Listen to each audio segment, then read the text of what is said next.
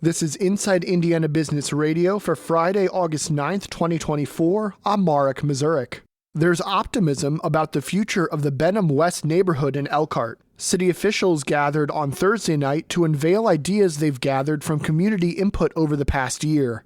Holistically, the plan involves revising zoning ordinances to legalize building on smaller lots, preventing the displacement of low-income renters, and improving street infrastructure to attract new businesses. Benham resident Nikesha Elena Alexis said she's also glad the city is keeping in mind the area's cultural heritage. I'm so glad that this is happening. Like, I could jump out of my whole seat. Yes.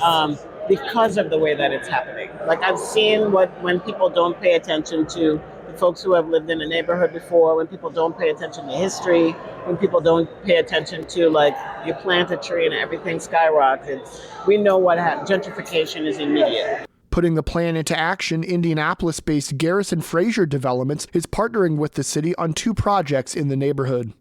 Business and agricultural leaders want more details on Mike Braun's ambitious property tax relief plan. Braun's lack of particulars about how local governments would make up for the potential loss of property tax revenue under his plan have caused some to raise concerns that the tax burden would simply be shifted to other types of property owners. Braun's plan is focused on lowering the property tax burden for homeowners by increasing the homestead deduction, capping property tax increases for homeowners, and increasing voter participation in property tax referendums. What isn't clear is how any tax revenue lost under the plan would be replaced and whether there is a plan to help financially support the local governments, law enforcement, and schools reliant on those dollars.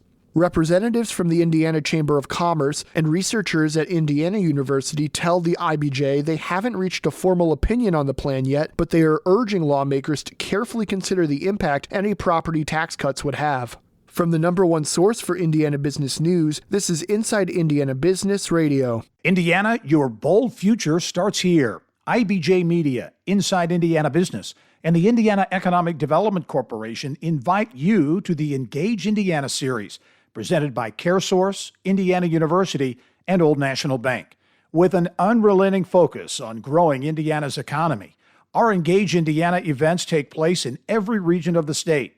Discover when we'll be in your area at ibj.com/engage.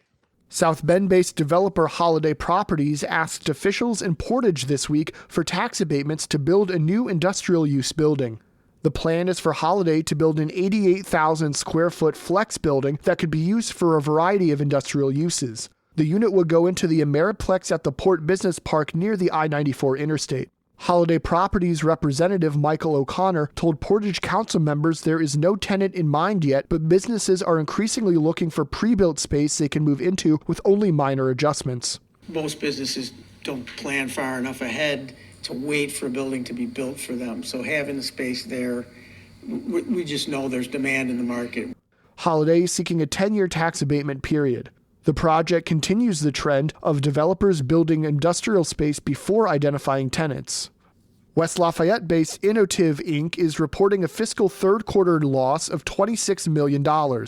In a news release Thursday, company CEO Robert Leisure said both the second and third quarters were negatively impacted by lower demand and pricing for non-human primates, also called NHPs. Innotiv has been under investigation by federal authorities regarding its supplier of NHPs in Cambodia. 4 people have been charged in a scheme to illegally import NHPs into the U.S., though none of them were direct employees of Innotiv.